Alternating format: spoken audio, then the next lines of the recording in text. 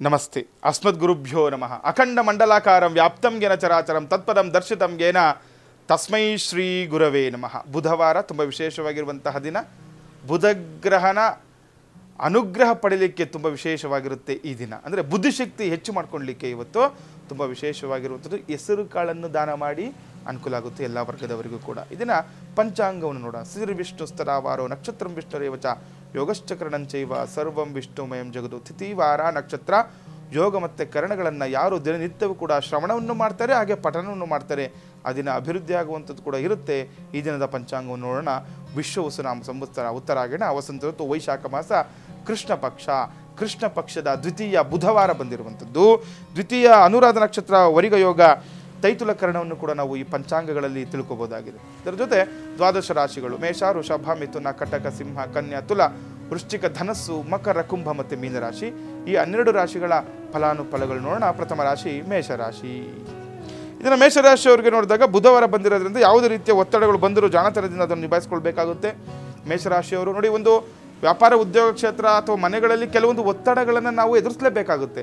ಆದರೆ ನಿಮ್ಮ ಜಾಣತನದಿಂದ, ನಿಮ್ಮ ಬುದ್ಧಿಶಕ್ತಿಯಿಂದ, ತೀಕ್ಷ್ಣತೆಯಿಂದ ಅದನ್ನು ನಿಭಾಯಿಸ್ಕೊಳ್ಳಿಕ್ಕೆ ನೋಡಿ. ಅದರಿಂದ ನೀವು ದೂರ ಹೋಗಬಾರ್ದು. ಕಷ್ಟ ಆದರೂ ಕೂಡ ಅದನ್ನು ಯಾವ ರೀತಿ ನಿಭಾಯಿಸಬೇಕು ಅದನ್ನು ನೀವು ಕಂಡುಕೊಂಡಾಗ ನಿಮ್ಮ ಎಲ್ಲ ಕಷ್ಟಗಳು ಕೂಡ ದೂರ ಆಗುವಂಥದ್ದು ಕೂಡ ಇರುತ್ತೆ ಮೇಷರಾಶಿಯವರಿಗೆ. ವೃಷಭ ರಾಶಿಯವರಿಗೆ ಇದನ್ನು ನೋಡಿದಾಗ ಐಷಾರಾಮಿ ವಸ್ತುಗಳ ಖರೀದಿಗೆ ಕಡಿವಾಣ ಹಾಕೋದು ಒಳ್ಳೆಯದು ಅಂತ ಹೇಳ್ತಿದೆ. ವೃಷಭ ರಾಶಿಯವರು ಯಾರೆಲ್ಲ ಇದ್ದೀರಾ ಗಮನದಲ್ಲಿ ಇಟ್ಕೊಳ್ಳಿ. ಈ ದಿನ ಐಷಾರಾಮಿ ವಸ್ತುಗಳು ಏನಾದ್ರು ತಗೋಬೇಕು ಅಂದ್ಕೊಂಡಿದ್ರೆ ಸ್ವಲ್ಪ ಇವತ್ತು ಬೇಡ, ಕಡಿವಾಣ ಹಾಕಿ ಅಂತ ಹೇಳ್ತಾ ಇದೆ. ನೋಡಿ, ಯಾರೋ ಒಬ್ರು ಮನೆಗೆ ಒಂದು ದೊಡ್ಡ ಟಿವಿ ತರಬೇಕು ಅಂದ್ಕೊಂಡಿರ್ತಾರೆ, ಅಥವಾ ಯಾವುದೋ ಒಂದು ಬಂಗಾರ ತಗೋಬೇಕು ಅಂದ್ಕೊಂಡಿರುವಂಥದ್ದು, ಅಥವಾ ಏನೋ ಒಂದು ವಿಚಾರ ಐಷಾರಾಮಿ ವಸ್ತು ದೊಡ್ಡದು ಯಾವುದೋ ಮೊಬೈಲ್ ತಗೋಬೇಕು ಅಂದ್ಕೊಳ್ಳಿ. ಸುಮ್ಮನೆ ಹಣವನ್ನು ವ್ಯರ್ಥ ಮಾಡಬಾರ್ದು. ದೊಡ್ಡವರು ಹೇಳ್ತಾ ಇರ್ತಾರೆ ಮನೆಯಲ್ಲಿ, ಅದನ್ನು ಸ್ವಲ್ಪ ಕಿವಿಗೊಡಿ, ಅನುಕೂಲ ಆಗುತ್ತೆ ವೃಷಭ ರಾಶಿಯವರಿಗೆ. ಇನ್ನು ಮಿಥುನ ರಾಶಿಯವರಿಗೆ ಇದನ್ನು ನೋಡಿದಾಗ ದಿಢೀರಾಗಿ ಅನೇಕ ಸಮಸ್ಯೆಗಳು ಎದುರಾಗುವ ಸಂಭವ ಇದೆ. ಹಾಗಾಗಿ ಪೂಜೆ ಪುನಸ್ಕಾರಗಳಲ್ಲಿ ತೊಡಗಿಕೊಳ್ಬೇಕಾಗುತ್ತೆ. ಇವತ್ತು ನೀವು ದಿಢೀರಾಗಿ ನಿಮ್ಗೆ ಗೊತ್ತೇ ಇರಲ್ಲ, ಯಾವುದೋ ಒಂದು ಸಮಸ್ಯೆ ಎದುರಾಗ್ಬಿಡುತ್ತೆ. ಒಂದ್ರ ಮೇಲೆ ಒಂದು ಸಮಸ್ಯೆ ಅಪ್ಪ, ಯಾವುದೋ ಒಂದು ಕೆಲಸಕ್ಕಾರೆ ಮೊನ್ನೆಲ್ಲ ಕಷ್ಟಪಟ್ಟಿರ್ತೀರ, ಎಲ್ಲ ಒಂದು ಸೆಟ್ ಮಾಡ್ಕೊಂಡಿರ್ತೀರ, ಮತ್ತು ಇನ್ನೊಂದು ಸಮಸ್ಯೆ ಅದೇ ರೀತಿ ಎದುರಾಗ್ಬಿಡುತ್ತೆ. ಹಾಗಾಗಿ ಆ ಸಮಸ್ಯೆಗಳನ್ನು ಯಾವ ರೀತಿ ತೊಡಗಿಸ್ಕೊಳ್ಬೇಕು ಅದರ ಕಡೆ ಗಮನವನ್ನು ಕೊಡಿ. ಪೂಜೆ, ದೇವರ ಧ್ಯಾನವನ್ನು ಮಾಡಿ ನಿಮಗೆ ಅನುಕೂಲ ಆಗುತ್ತೆ. ಮಾರ್ಗ ಕೂಡ ಗೋಚಾರ ಆಗುತ್ತೆ ಮಿಥುನ ರಾಶಿಯವರಿಗೆ. ಇನ್ನು ಕಟಕ ರಾಶಿಯವರಿಗೆ ನೋಡಿದಾಗ ಮನೋರಂಜನೆಗೋಸ್ಕರ ಹೆಚ್ಚು ಸಮಯವನ್ನು ಕಳೆಯಿರಿ ಅಂತ ಹೇಳ್ತಾ ಇದೆ. ಅದ್ರ ಜೊತೆ ಭೂಮಿ ವಿಚಾರವಾಗಿ ಅನುಕೂಲ ಅಂತ ಇವತ್ತು ನೋಡಿ. ಇವತ್ತು ಒಳ್ಳೆಯ ದಿನ, ಒಂದು ವಿಶ್ರಾಂತಿಗೋಸ್ಕರ ಒಳ್ಳೆಯ ದಿನ ಇವತ್ತು ನಿಮಗೆ. ಮತ್ತು ಭೂಮಿ ವಿಚಾರವಾಗಿ ಅನುಕೂಲ ಇದೆ. ಏನಾದರೂ ಭೂಮಿ ವಿಚಾರವಾಗಿ ತಗೊಳ್ಳುವಂಥದ್ದು, ಮಾರಾಟ ಮಾಡುವಂಥದ್ದು ಮಾತುಕತೆ ಇತ್ತಂದರೆ ಅದ್ರ ಕಡೆ ಗಮನವನ್ನು ಕೊಡಿ, ಅನುಕೂಲ ಆಗುವಂಥದ್ದು ಕಟಕ ರಾಶಿಯವರಿಗೆ. ಇನ್ನು ಸಿಂಹರಾಶಿಯವರಿಗೆ ಇದು ನೋಡಿದಾಗ ವೃತ್ತಿರಂಗದಲ್ಲಿ ಗೊಂದಲಗಳಿಂದ ಮಾನಸಿಕ ಸ್ಥಿತಿಯಲ್ಲಿ ಏರುಪೇರು ಅಂತ ಹೇಳ್ತಾ ಇದೆ. ಸಿಂಹರಾಶಿಯವರು ಗಮನದಲ್ಲಿ ಇಟ್ಕೊಳ್ಳಿ. ಎಲ್ಲ ಒಂದು ಹತ್ರ ತುಂಬ ಚೆನ್ನಾಗಿ ಕೆಲಸ ಮಾಡ್ತಾ ಇರ್ತೀರಾ, ಆ ಒಂದು ಕೆಲಸ ಕಾರ್ಯಕ್ಷೇತ್ರದಲ್ಲಿ ನಿಮಗೆ ತೊಂದರೆ ಕೊಡುವವರು ನಿಮ್ಮ ಸುತ್ತಮುತ್ತಲೇ ಇರ್ತಾರೆ. ಅಲ್ಲಿ ಆ ಗೊಂದಲಗಳಿಂದ ಏನಾಗುತ್ತೆ, ನಿಮಗೆ ಮಾನಸಿಕವಾಗಿ ತುಂಬ ತೊಂದರೆಗಳನ್ನು ಅನುಭವಿಸಬೇಕಾಗುತ್ತೆ. ಜಾತಕ ಫಲದಲ್ಲಿ ಇರೋದ್ರಿಂದ ನೀವು ಸ್ವಲ್ಪ ಹೆಚ್ಚಿನ ಜಾಗ್ರತೆಯಿಂದ ಕೆಲಸ ಕಾರ್ಯಗಳು ಮಾಡ್ಕೊಳ್ಳಿ. ಸುಮ್ಮನೆ ವಿನಾಕಾರಣ ಯಾರ ಜೊತೆಗೂ ಒಟ್ಟಿಗೆ ಮಾತಾಡುವಂಥದ್ದು, ಕೋಪ ಮಾಡ್ಕೊಳ್ಳುವಂಥದ್ದು ಇರತ್ತ ಬೇಡ. ಈ ರೀತಿ ಆಯ್ತು ಅಂತಂದರೆ ವಿರಸಗಳು ಪ್ರಾರಂಭ ಆಗಿಬಿಡುತ್ತೆ. ಹಾಗಾಗಿ ಜಾಗೃತರಾಗಿರಬೇಕು ಸಿಂಹರಾಶಿಯವರು. ಇನ್ನು ಕನ್ಯಾ ರಾಶಿಯವರಿಗೆ ನೋಡಿದಾಗ ಅನೇಕ ಕೆಲಸ ಕಾರ್ಯಗಳು ಅನಿರೀಕ್ಷಿತ ರೂಪದಲ್ಲಿ ನಡೆದು ಹೋಗ್ಬಿಡುತ್ತೆ. ಒಳ್ಳೆ ವಿಚಾರ ಅಲ್ವಾ ಕನ್ಯಾ ರಾಶಿಯವರಿಗೆ? ಕೆಲಸ ಕಾರ್ಯಗಳು ನಿಮ್ಗೆ ಗೊತ್ತೇ ಇರಲ್ಲ, ಆ ರೀತಿ ಆಗೋಗ್ಬಿಡುತ್ತೆ ಅಂತ. ಇವತ್ತು ಯಾವುದೋ ಒಂದು ಕೆಲಸ ಆಗಬೇಕು, ನಿಂತೋಗ್ಬಿಟ್ಟಿರುತ್ತೆ, ತಟಸ್ಥಗೊಂಡಿರುತ್ತೆ. ಆ ಕೆಲಸದ ಬಗ್ಗೆ ಕೆಲವರು ಏನಾಗುತ್ತೆ ಚಿಂತನೆ ಬಿಟ್ಬಿಟ್ಟಿರ್ತಾರೆ, ಇದಾಗಲ್ಲ ಬಿಡಪ್ಪ ಕೆಲಸ ಬೇಡ ಅಂತ. ಅದು ನೋಡಿ, ಅನಿರೀಕ್ಷಿತವಾಗಿ ಕೆಲಸಗಳು ಮುಂದೋಗೋ ಅಂದರೆ ನಡೆದೋಗ್ಬಿಡುವಂತಹ ಸನ್ನಿವೇಶ ಕೂಡ ಇದನ್ನು ಇರುತ್ತೆ. ಜಾಗೃತರಾಗಿರಿ ಕನ್ಯಾ ರಾಶಿಯವರು. ಇನ್ನು ತುಲಾ ರಾಶಿಯವರಿಗೆ ನೋಡಿದಾಗ ನಿಮ್ಮ ವ್ಯಾಪಾರ ಸ್ವಂತ ಕೆಲಸದ ಯೋಜನೆಗಳಿಗೆ ಚಾಲನೆ ದೊರೆಯುವುದು ಅಂತ ಹೇಳ್ತಾ ಇದೆ. ತುಲಾ ರಾಶಿಯವರಿಗೆ ಒಳ್ಳೆಯ ದಿನ. ಹೊಸದಾಗಿ ಏನಾದರೂ ಪ್ರಾರಂಭ ಮಾಡೋರು ಮಾಡಿರ್ತಾರೆ, ಸ್ವಲ್ಪ ಏನೂ ಗೊತ್ತಾಗ್ತಾ ಇರಲ್ಲ ಅಂಥವ್ರಿಗೆ ಒಳ್ಳೆ ದಿನ ಇವತ್ತು. ತುಲಾ ರಾಶಿಯವರು ಯಾರೆಲ್ಲ ಹೊಸ ಯೋಜನೆಗಳು ಮಾಡಿರ್ತೀರಾ ಅವರಿಗೆ ಚಾಲನೆ ಸಿಗುತ್ತೆ, ಅನುಕೂಲ ಆಗುತ್ತೆ, ಅಭಿವೃದ್ಧಿ ಆಗುವಂಥದ್ದು ಕೂಡ ಇದೆ ತುಲಾ ರಾಶಿಯವರಿಗೆ. ಇನ್ನು ವೃಶ್ಚಿಕ ರಾಶಿಯವರಿಗೆ ನೋಡಿದಾಗ ಅಪರಿಚಿತರ ಬಗ್ಗೆ ಎಚ್ಚರ ವಹಿಸುವುದು ತುಂಬ ವಿಶೇಷವಾಗಿರುತ್ತೆ.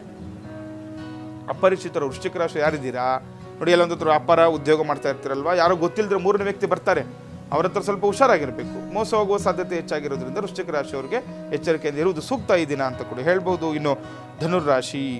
ಮತ್ತು ಧನುರ್ರಾಶಿಯವರಿಗೆ ನೋಡಿದಾಗ ಕೆಲವು ಮಹತ್ತರ ಜವಾಬ್ದಾರಿಗಳು ನಿಮ್ಮ ಹೆಗಲೇರುವ ಸಾಧ್ಯತೆ ಇರುವಂಥದ್ದು. ಧನುರ್ರಾಶಿಯವರಿಗೆ ಇವತ್ತು ತುಂಬ ವಿಶೇಷವಾಗಿರುವಂತಹ ದಿನ. ನಿಮ್ಮ ಮೇಲೆ ಒಂದು ಹೊರೆ ಹೆಚ್ಚಾಗುತ್ತೆ, ಜವಾಬ್ದಾರಿ ಹೆಚ್ಚಾಗುವಂತಹ ಸನ್ನಿವೇಶ ಇರುತ್ತೆ. ನೀವೆಲ್ಲ ಒಂದು ಹತ್ರ ಕೆಲಸ ಕಾರ್ಯ ಮಾಡ್ತಾ ಇರ್ಬೋದು, ಅಥವಾ ಕುಟುಂಬದಲ್ಲಿ ನಿಮಗೆ ಜವಾಬ್ದಾರಿ ಹೆಚ್ಚಾಗುವಂತಹ ಸನ್ನಿವೇಶವನ್ನು ಎದುರು ನೋಡಬೇಕಾಗುತ್ತೆ ಈ ದಿನ ಧನುರ್ರಾಶಿಯವರು.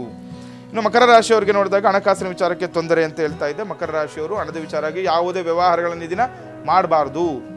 ಯಾಕಂದರೆ ಹಣಕಾಸಿನ ವಿಚಾರವಾಗಿ ತೊಂದರೆಗಳು ಅನುಭವಿಸಬೇಕಾಗುತ್ತೆ. ಸಾಲ ಕೊಡೋದು ಅಥವಾ ಸಾಲ ತೆಗೆದುಕೊಂಡ್ರೂ ಕೂಡ ಇವತ್ತು ಕಷ್ಟ ಆಗುತ್ತೆ.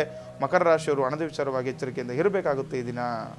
ಇನ್ನು ಕುಂಭರಾಶಿಯವರಿಗೆ ನೋಡಿದಾಗ ಬಂಧು ಮಿತ್ರರೊಡನೆ ವಿರೋಧ ಕಟ್ಟಿಕೊಳ್ಳುವಂತ ಬೇಕಾಗುತ್ತೆ. ನೋಡಿ, ಯಾವುದೋ ಒಂದು ವಿಚಾರಕ್ಕೆ ಕುಂಭರಾಶಿಯವರು ಸ್ವಂತದಲ್ಲಿ ಬಂಧುಗಳೊಟ್ಟಿಗೆ ಕೂಡ ನೀವು ವಿರೋಧ ಕಟ್ಕೊಳ್ಬೇಕಾಗುತ್ತೆ. ಅದೊಂದು ವಿಚಾರ ನಿಮಗೆ ಅವ್ರಿಗೆ ಇಷ್ಟ ಆಗ್ತಾ ಇರಲ್ಲ ಅಂಥ ವಿಚಾರಕ್ಕೆ ಈ ದಿನ ವಿರೋಧ ಆಗುವಂಥದ್ದು, ವಿರಸಗಳಾಗುವಂತಹ ಸನ್ನಿವೇಶ ಕೂಡ ಇದೆ. ಜಾಗೃತರಾಗಿರಿ ಕುಂಭರಾಶಿಯವರು. ಇನ್ನು ಕಡೆಯ ರಾಶಿ ಮೀನರಾಶಿಗೆ ನೋಡುವಂಥದ್ದು. ಮೀನರಾಶಿಯವರಿಗೆ ಪತ್ರಿಕಾ ವರದಿಗಾರರು ಹೆಚ್ಚು ಎಚ್ಚರಿಕೆಯಿಂದ ಇರಬೇಕು ಸೂಕ್ತ ಅಂತ ಹೇಳ್ತಾ ಇದೆ. ಮೀನರಾಶಿಯವರು ಯಾರೆಲ್ಲ ಈ ಪತ್ರಿಕೆ ವರದಿಗಾರರು ಇರ್ತೀರ ಅವ್ರು ಸ್ವಲ್ಪ ಎಚ್ಚರಿಕೆಯಿಂದ ಇರಬೇಕು. ಯಾಕಂದರೆ ಸುಮ್ಮನೆ ನಿಮ್ಮ ಮೇಲೆ ವಿನಾಕಾರಣ ಆಪಾದನೆಗಳು ಬರುವಂಥದ್ದು ಅಥವಾ ತೊಂದರೆಗಳು ಕೊಡುವಂಥದ್ದು ಕೂಡ ಇರುತ್ತೆ. ಪತ್ರಿಕೆ ವರದಿಗಾರ ಯಾರೆಲ್ಲ ಇದ್ದೀರಾ ಮೀನರಾಶಿಯವರು ಎಚ್ಚರಿಕೆಯಿಂದ ಇರಬೇಕಾಗುತ್ತೆ ಈ ದಿನ. ಲೋಕ ಸಮಸ್ತ ಸುಖಿನೋ ಭವಂತು, ಸಮಸ್ತ ಸನ್ಮಂಗಳಾನಿ ಭವಂತು. ಶ್ರೀಮತೇ ರಾಮಾನುಜಾಯ ನಮಃ.